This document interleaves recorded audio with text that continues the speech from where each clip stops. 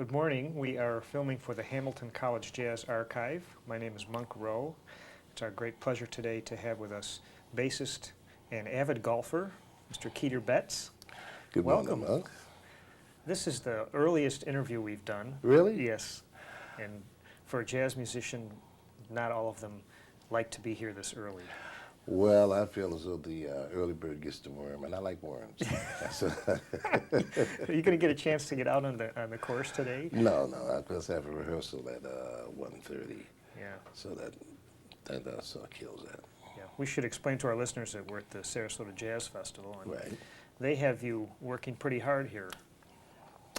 Yes, it's not volunteer work. Right. It's compulsory. Right. Well, we heard a good selection of tunes last night with the good. Jazz at the Philharmonic. Mm-hmm. You come from an area of the country that I think probably offered some jazz opportunity when you grew up. Well, I think one of the basic things that helped me was the school system, because I know of New York State and Pennsylvania and Michigan. They have, at least at that time, they had music in most of their schools, and this helps to a great deal. Those who want to be musicians, because when we were in high school, we had Harmony 1, Harmony 2, Theory 1, Theory 2. We had a marching band, we had a concert band, and there was tradition for after-school jazz band. Of those, they used to play Benny Goodman and Tommy Dorsey and Jimmy Lunsford and Count Basie arrangements. And then they used to put on a play once a year, and the students wrote the music, did the scenery, and wrote the whole thing. Yeah. And so that was a great help, and I was fortunately elected to be the director of the choir for the last 2 years at Portchester High School. And I ended up being a class musician. Boy. So this year, I came out in '46, and we're having our 50th reunion this year, and I'm looking forward to that. There's nothing like leading a group to really get some experience. Oh yeah, very much so. And you started out on drums? I started out on the drums. I was in the 5th grade. And we had a little Italian store around the corner. My mother sent me to the store to get a loaf of bread and a bottle of milk. And Italian parade came by. And I came back about 4 hours later with the milk and the bread. And my mother liked to kill me because she was worried. She was, 1 block away, and I was going all over town following this. I realize now that it only takes a second for you to see something to impress you, and then you want to investigate, what is this? And I was following this parade all around town, fascinated by that. And so I did get a whipping, because at least I could have come back and said, I want to follow the parade instead of just going. But what I realized that I said, I want to play drums. After the whipping, I want to play drums. So I guess she figured, well, if he takes a licking and keeps on ticking, he really must want to do it. You pressed the beat on the seat of your pants, right? So I started with a little snare drum.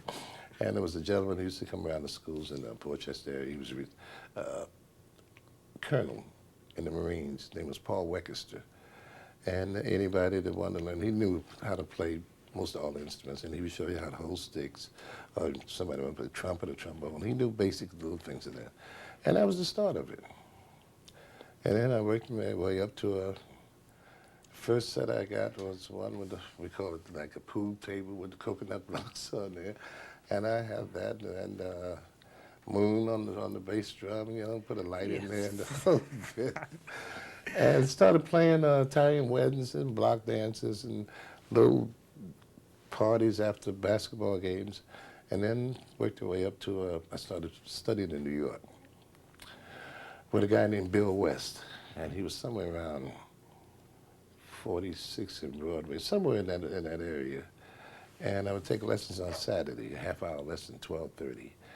And so I would map out Friday night who's at the Roxy, the Strand, the Paramount, the Capitol, the Apollo, and see who I wanted to see, because I wanted to go see all the drummers.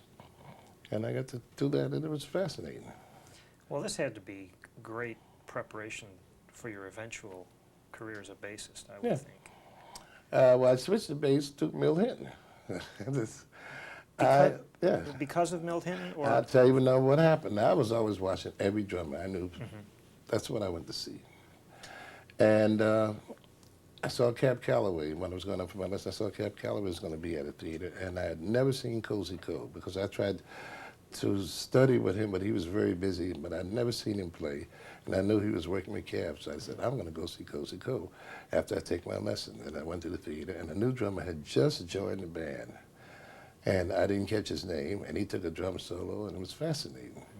And I said, I got to meet this guy. I've never even heard of him. So I asked the usher, how do you get backstage? And by the time I got back there, he had left, on that break. And I ran into Mill Hinton, and we started talking. And I told him, well, I'm just graduated from high school last month.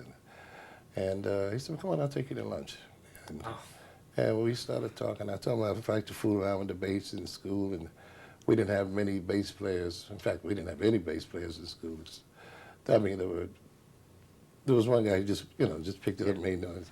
And I could hear all this because of being in the chorus, I could hear all these things. So he said, well, if you ever decide to take bass, I'll give you the name of a good teacher here in New York.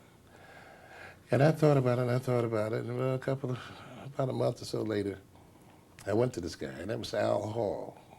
And he was in the pits, and he was like the first black bass player in New York to get in the pits, and that was in 1946. So he told me he was very busy, but he recommended a guy in Brooklyn. And so I called the guy in Brooklyn, and he said, well, come over, and I did. And then decided I said, I think I will play bass. And I borrowed some money from my mother-in-law and bought a bass. And two other guys started. We started at the same time, Red Mitchell and Kenny O'Brien. no kidding. We started with this guy in 1946. And Kenny O'Brien went on to go with Charlie Ventura. He was with Charlie Ventura when had Jackie and Roy and Benny Green. And Red was doing everything in New York, then he went out to California. And you didn't take you too long before you started I was playing going, out. I was going a year later. Yeah. The next year I went down to Washington. Saxophone player from up White Plains, Carmen Leggio, had been stationed down there in the service. And when he got out, he used to go jam at this club, and the lady said, if you can get a group together, I'd like for you to come in. So he brought a drummer from Tarrytown and a piano player from New Rochelle and myself. And we came down there, green. First time away from home, the whole bit. And we came in for 4 weeks and stayed 13 weeks. We were right on the corner from the Howard Theater, and then around the corner was two other clubs. And Benny Golston was at Howard University then. And he was working at a club. Ed Jones, who later went on with Basie. And Charlie Rouse, and Jimmy Cobb, and, the whole... So we spent 13 weeks, and then we went back next year and we did 8 weeks. And then saxophone player Rick Henderson called me in December to see if I could come down and do a month with him in January at a club down there. It was sort of like a supper club. And then Bassist came in town and heard me and asked me that I want to go with him. And that's how, it went on. Now, getting with Earl Bostic, was he doing straight ahead jazz? He was doing rhythm and blues. So you got a new... Yeah. I think the reason that I did that was the fact that I was going to get a chance to travel and see the country. And after studying geography, which you don't have in the schools now anymore, but after studying geography, I said, well, I get a chance to see the country. It'll be a new experience. And it was. And at that time, there was hardly no freeways. There was none. In fact, the only thing that you had was, aside from like the Merrick Parkway, a few of those around the country. The Pennsylvania Turnpike was from 20 miles outside of Harrisburg to about 19 miles outside of Pittsburgh. That was it. Yeah. And the rest of it, you went out to California, went 66, the whole bit. But I got to see the country. And you'd be surprised that I see that went in April of 49, and in 1950, I got Jimmy Cobb with Bassist, because Bassist needed a drummer, and I recommended Jimmy Cobb. And we had to do a one-nighter with Dinah Washington. That was early '51. And she was just carrying a piano player with her. And so we had to do a set with her, do a couple sets with her. And she said, listen, if you guys ever leave Bassist, you got a job with me. And so we left at the end of the 51 and went with Dinah. The young piano player was Wynton Kelly. So here we are now. When I joined Bassist's band, I'm 19 years old. I'm the youngest guy in the band. No, I'm 20 years old. I'm the youngest guy in the band. And to go with Dinah a few years later, I'm the oldest guy in the band. I'm 23. Boy, talk about starting on the top. I mean, did you ever have any trouble with that particular group, like traveling in different parts of the country? With who? In the With Bassist? South, yeah. Oh, well, everybody did. Yeah. You know, that was the way it That was. Yeah. kind of standard. That was standard Yeah. because I had not been exposed to that. I used to go down and sometimes spend a summer. I guess I did about 5 times. And my great grandmother was in Wilmington, North Carolina, but I was too young then to understand that because because we never really had to go out from a certain area. Yeah. And going down by train, you always had to, what was traveler's aid. I think you wore a little button or something like that, and you stop in Philadelphia and someone would come on and make sure you get some milk and cookies or something. You get to Washington, you get to the next, they take care of, you know. So when I went with Boston, we would go out sometimes like three months. We'd do sometimes twice a year, 3-month tour.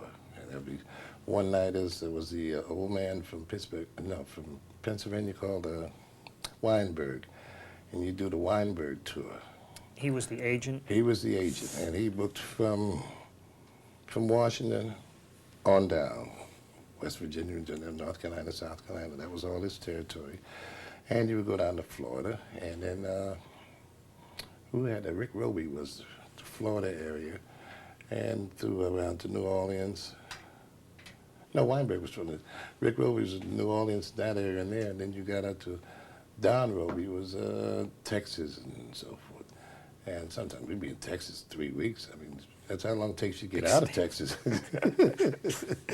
Were these dances? These were mostly? dances, yeah. No concerts. And we finally went to California in 1950.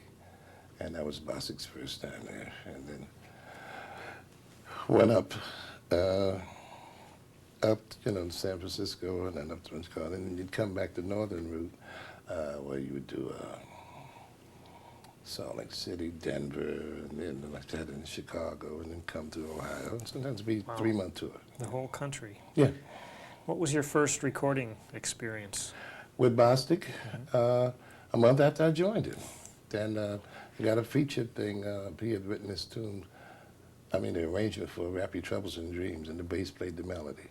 So, and the other side that he had was the hit, so there was a lot of requests for that when we played the theaters. You know, we were doing the circuit, the Apollo, and then there was the Earl in Philadelphia, and the Royal in Baltimore, and the Howard in Washington, and the Regal in Chicago. So when you made the theater circuit, you made 1, 2, 3, 4. That's a month there. I read that Dinah Washington worked pretty quickly in the studio. Yeah. Is that right? Yeah. She, in fact, I was telling somebody last night, we did one thing in New York, and we had to do one take for 29 takes of one song. But it had nothing to do with Dinah's. It was somebody in the band that it was pitiful.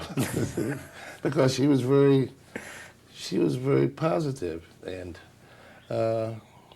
because the trio, we'd played these tunes so many times, it would just go in, boom, sometimes. So we could run through it no more than 2 times, it's done. What was the pay scale for recording back then in the Union? It was, I guess, according to the times of then, it was supposed to be something. I can't even remember. I think maybe it was $150 or something. But at that time, that was supposed to be, that was equivalent of what would be now. The recording scene in New York was pretty active. Oh, yeah. Is that right? Very much so. Very much. Dinah was with MRC, which was a subsidiary of Mercury. And the guy who did the P&R man was Bobby Shad. Yeah.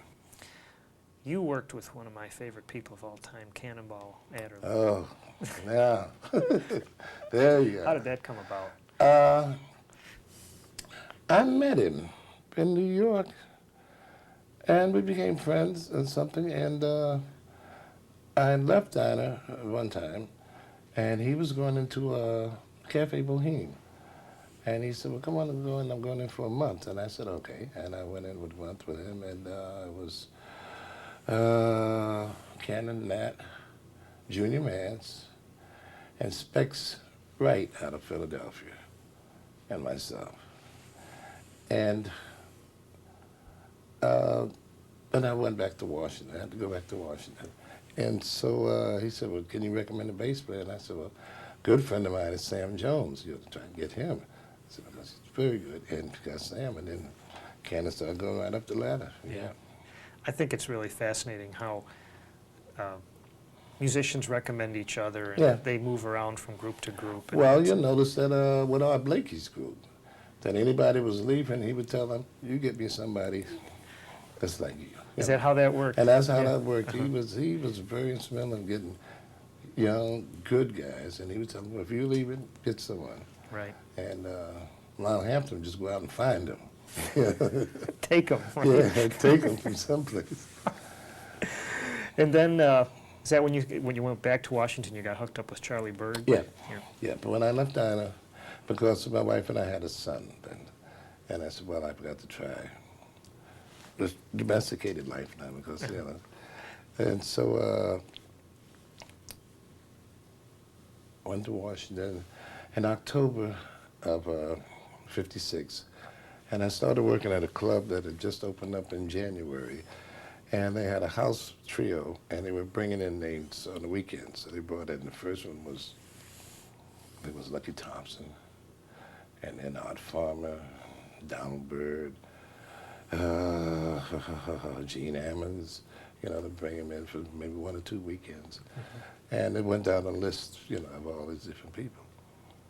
And I stayed there for 6 months, and then a guy offered me more money and a better job with better conditions up on Connecticut Avenue, and I went up there, and that's how we hooked up with Charlie. And we worked at this club for about 3 months, and he just started doing a little trio things in between. It was like intermission.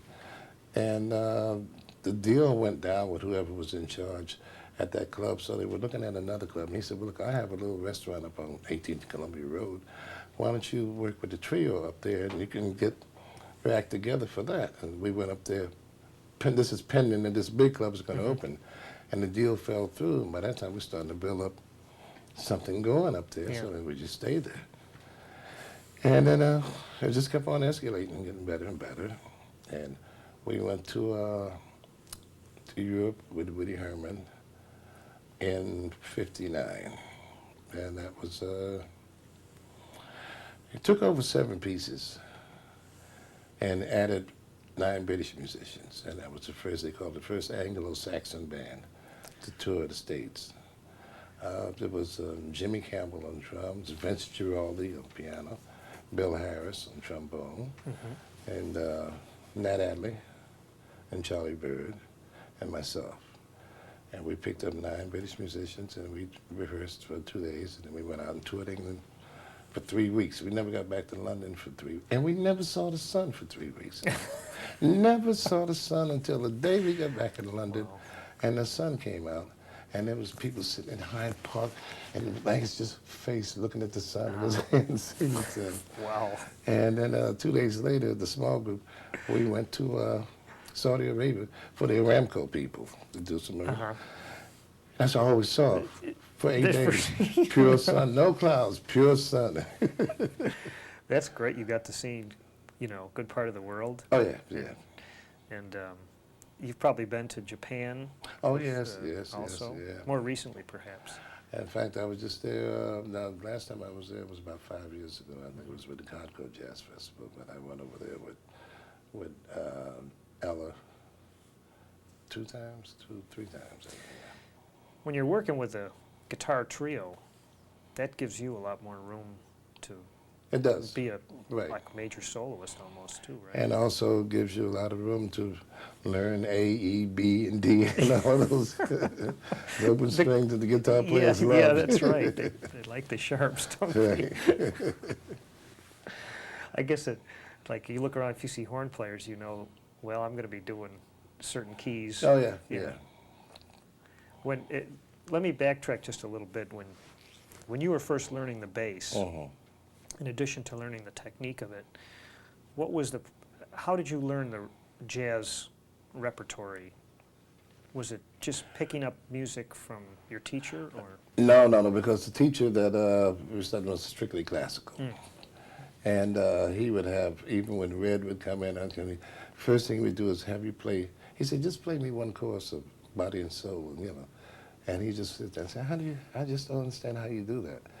Because you use the imagination. See, the difference the fine line between that is, if you're studying classical, strictly classical, you are actually taught to play what you see. In other words, it is written out. You play what you see. So you become, this is your guide. And when you're playing jazz, if you're not reading something, it's to play what you think. So it's a complete opposite. You have to think. And then when it comes to solos, this is when you tell good solos and bad solos, it's how well they think. Yeah. I show students that when you really get down to the nitty-gritty part of it, is the fact that you're learning the instrument, you're trying to learn the instrument to a certain point as well as you know your body. Wow. In other words, let's say if you were itching, you had something in your hand and you were itching on the shoulder, you say, Keter, scratch on the shoulder. And you said, no, a little further over, a little bit further down. But now if you could do it, you can put your hand right on it.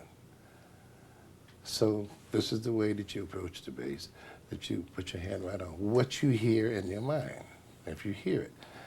And then you'll find out that you actually, when you're standing there with the bass, it looks like two things. But it's really one because of the fact that it's a person's mind that's coming out of the instrument. So consequently, what is happening is the person is not playing the instrument, he's playing himself. Because you go inside the instrument and you play out.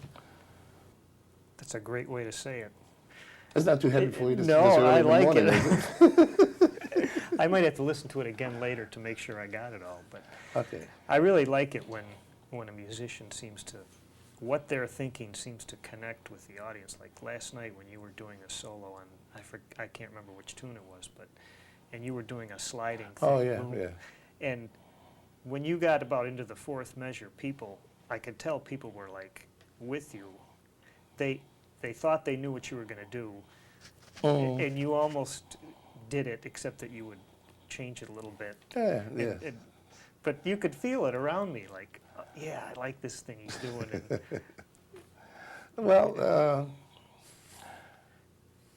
you're playing for the public. You're playing for yourself, but you're playing for the musicians, but you're playing for the public because these are the ones who came to see you. right. And you take your ability for what you have and utilize it to the best that you can. And this is where judgment comes in, and this is where originality comes in also. And that's how well, it's like writing a book or some novel. Everybody knows words, so how good an author can put these words together to make it interesting. Cannonball had a particular philosophy on that too. I just read an article about him, and he was saying how it's kind of a balance between keeping your own originality, but you're playing for the public, and you're there to please them. One of the things that I've found over the course of the years and with all of the traveling that I have done throughout the world is that music is a language within itself. And when you forget about speaking words, because English is here and there's all other different languages, but the music itself has its own language that people understand and comprehend, if they like it and if it's good or if it's. And I think that when you speak music, and you speak music from your mind, people understand you. Your mouth can be running a mile a minute. If you're not saying nothing, it doesn't mean nothing. But you're speaking music. Fascinating. Because your whole purpose is to make people happy. and make yourself happy too. So I consider to a certain point, as they say, they have the gods to give you talent of whatever field that you're in. And so when you're taking a solo, it's like you're saying a little prayer to God, thanking them for the ability to be able to do this. You know. Nice. Make sense? Yes. I'm not too happy for you this early in the morning? I'm warming up. Okay. How did the association with Tommy Flanagan and Ella come about? I stayed with Charlie Bird until June of '64 in Washington. And then I went into the caverns with Bobby Timmons for 3 months. And Ray Brown came in, and Ray and I have been good friends from back when Herb Ellis, and from back when I was with Dinah. And whenever they come to Washington, I used to have them over for dinner and fix dinner for them. So he said, Ella's going to need a bass player. Would you like to go with that? And I said, well, okay. So I went the first time in '64. And I stayed a year. And then she usually takes a 3-month vacation from July to August and stuff back in September, October. And that time, this friend of mine in Washington had opened up this club. And the day that I got home, he called me that night and said, what are you doing? I said, I just got back in town, and I'll be here for about 3 months. He said, my bass player's sick. Could you come and work at the club? And I said, okay. And I said, when? He said, starting tomorrow. So I went in there. And it was just like a house group, and there was more or less Dixieland. He was bringing in various people, Wild Will Davidson, Peanuts Hucko, and his wife. And you can go down the list, Pee Wee Russell, Charlie Schaefer's, Roy Elridge, you know. So these are the people that are coming in every week. And then there was a TV show that I got to do 5 days a week with Mark Russell, the comedian, the political comedian. Oh. Yeah, Mark and English show. So I decided not to go back with Ella because last time that we had 3 children and I wanted to buy a house. Right. So stayed and did that, and we bought the house. But you stuck with Tommy Flanagan for Well, quite a that's number of when years. I went with Ella. Then Tommy, when the first time I went with Ella, Tommy was with it. And then when I went back in '71, Tommy was with it. It was Tommy and Ed Thigpen. And Ed left in '72 because he got married and his wife had a baby. And we got, who did we forget? I got Bobby Durham, I think it was. Yeah. And so I was with Tommy, and Tommy didn't leave Ella until '76. I think it was. So I did almost 5 years with Tommy during that period there. And that was, yeah, '76 he left. Do your family enjoy the kind of lifestyle and the music you do? Who knows? Who knows? No, they've been very supportive. I mean, the kids, the kids have their own type of thing, but they've come out through a lot of places that I was working at. And I was wrong. Tommy Flanagan left in '78 because I remember we did the Montrose '77 thing. But that is one experience. Think of, in your lifetime, just in a short amount of time, you're working with Wynton Kelly. And of course, Wynton had to go to the Army. I'm backtracking back to Dinah when I joined in '51. And then around the middle of '52, not quite the middle, he had to go to the Army. So we got Burl Booker, Dinah got Burl Booker. And she was for a while. And then we got a piano player out of Chicago, and Sleepy Anderson for a while. And Junior Mance with Dinah for a while. And then when I went with Ellen, then it was Tommy Flanagan. And that puts something in your mind. I guess. And you've been working with Junior Mance more Just recently. On the cruise things. We did recording in New York, and we were on the cruise last year, and we're going to be on again this year. How do you like those cruises? I love it for the point of getting away from the world. Yeah. At least you're out there for a week, and nobody's going to call you and say, "Can I do this? Can I do this?" But they're going to do it anyhow. Right. No traffic, and everybody's out there for one thing, for the music. But it's just good to see another part of the world, Mhm. which is water, which I love because I'm under that water sign, you know. And it's refreshing. It's charging the batteries. Yeah. And then you get ready to come back in as soon as you get off the ship. It Okay, all yeah. descends on you And again. there comes all the hectic stuff. You know, so I can handle it now, you know. Right. What's your opinion of where the jazz scene is now as compared to when, perhaps in the 50s, 60s? Well, it would be the same opinion that musicians had in the 50s and 60s who came up in the 20s and 30s. You said, you know, to see it. Yeah, You see what I mean? I like that. Yeah.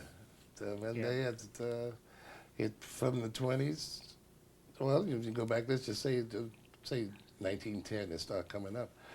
And they started changing there. Right. And then it started getting more sophisticated, more educated with the, like Fletcher Henderson and the, you know, and then, and that came along, and then all of a sudden bebop came out, and that came for a while, and so forth. Then another form came, and it's the same, to me, it's the same as food. I always say that food and music are very similar. Food is for nourishment of your body, and music is for nourishment of your mind. Now, if we want to stay the same with food as forever, we'd say meat, potatoes, and that's it. You know, give me the meat and potatoes and so forth. But we see how food has changed in the last 50 years, has become more sophisticated, has reached out to more people in various ways. You know, and now you've got the dietitians, you got this, you got that, and so forth. And food is there to supplement their bodies, and the music is doing the same thing to supplement their minds. Mm-hmm. That's great. At 8:30 in the morning. All right, listen, Boy. I could be playing golf. You could be. How's your golf game these It days? hasn't been too good because the weather in Washington has been, Yeah, this last 6 months has been unbelievable. You know. right. We're from up north too, so it's a pleasure to be down here. And they're calling it cold, you know, but What do we they can know live about with cold that. weather? Yeah. What's coming up in the future for you? Got the cruise? Well, I'm still doing a lot of That's- private festivals, Yeah. you know, like this and so forth. And in the Washington, I've been for the last 27 years doing schools with a trio.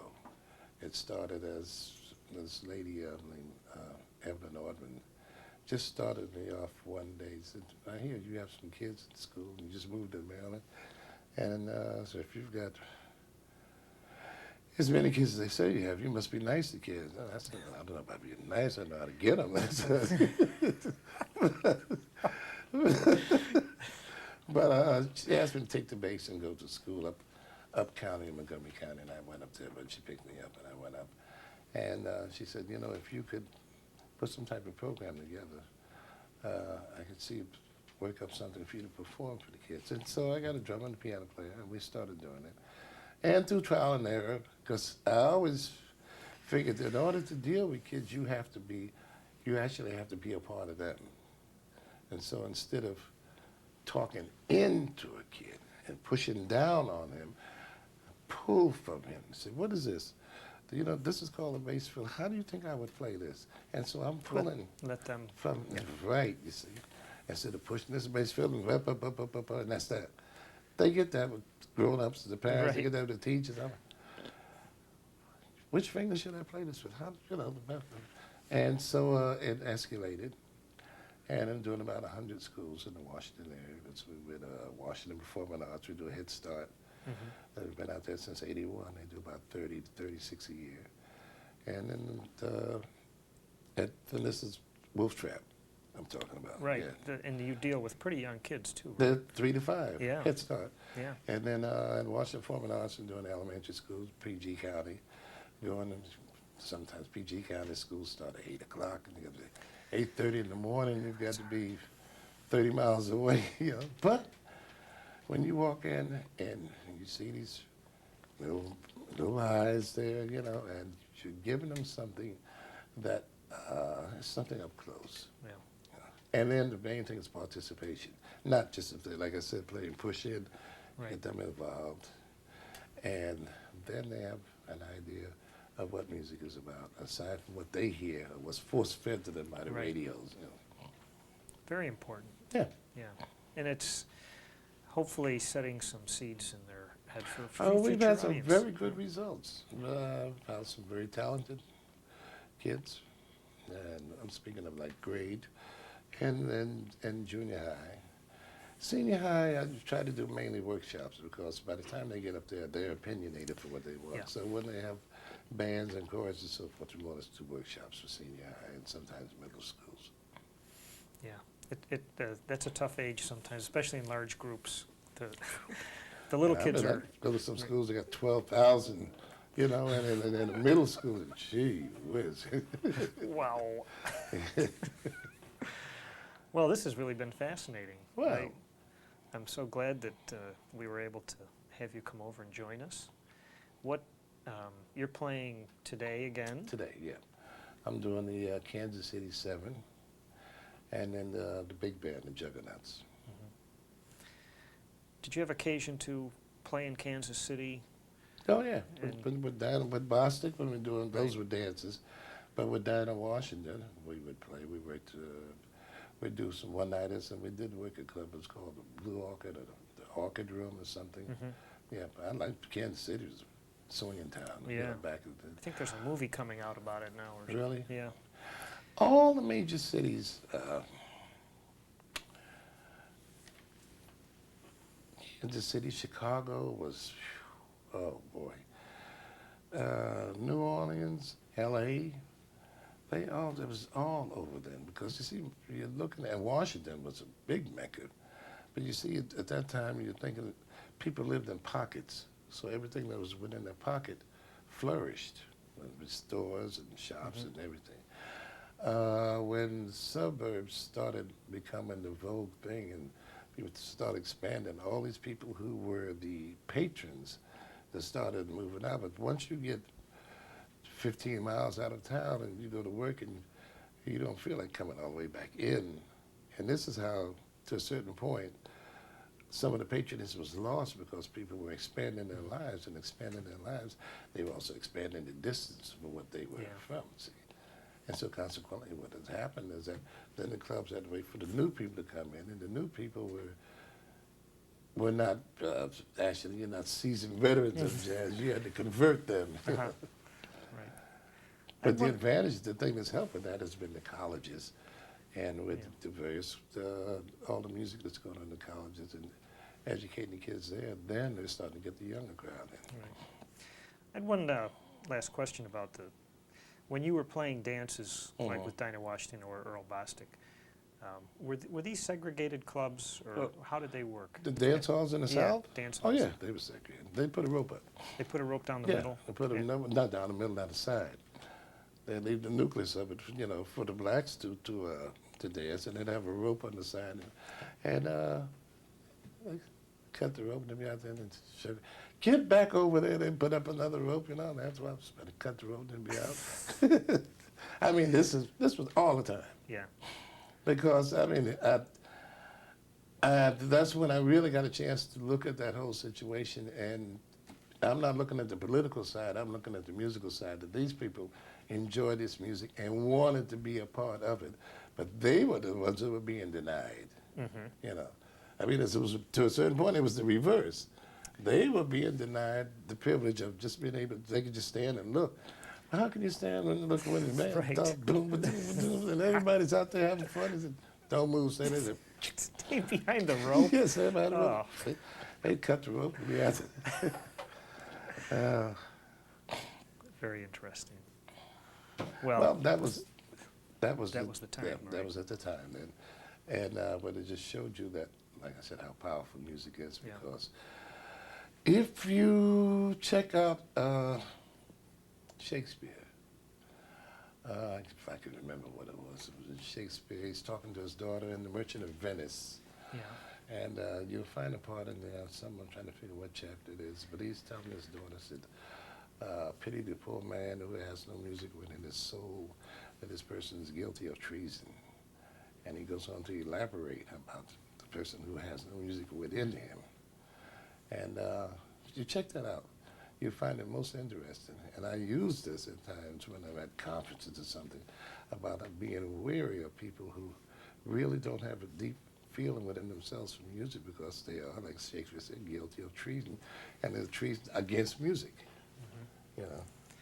And when archaeologists, you look at the last 300, 400, 500 years, whenever archaeologists, wherever they go and they find the discover ruins of, from the most primitive tribes to the most sophisticated advancement, they always find some form of art, dance, and music, which means that the human being has always entertained themselves from the very beginning.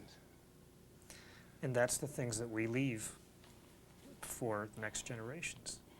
All the generations to come, because you still want to do something with your hands. Right. He's doing something with his hands. He's, you know, he could have an automatic way you wouldn't just sit there and touch it, but he wants to be a part of it. Right. Yeah. Fascinating. You've given me some things to think about for the whole rest of the day. Well, that's why I'm older than you, because Well, I liked your philosophy about wanting to see as much sunlight as you could. And that's why you get up so early every morning. listen, usually if I'm home, I pick up the paper and look, see, well, look at the obituary. Don't see my name. Don't see my name, and it's time to get up and go do something. You know? All right. Well, Keter Betts, it's been a real pleasure having you join Hamilton College. Well, thank you. I hope the rest of your weekend goes very well. And I would like sometime in the near future, if possible, if you have anything musically up that way, you know, even talks or whatever, to come up there. We're planning on it. Actually, we're planning some things, and I'd love to have you. Is that a threat or a promise? That is a promise. Check And it when you out. get there, it might turn out to be a threat. I don't know. Thanks so much. Well, thank you. Okay. Take care.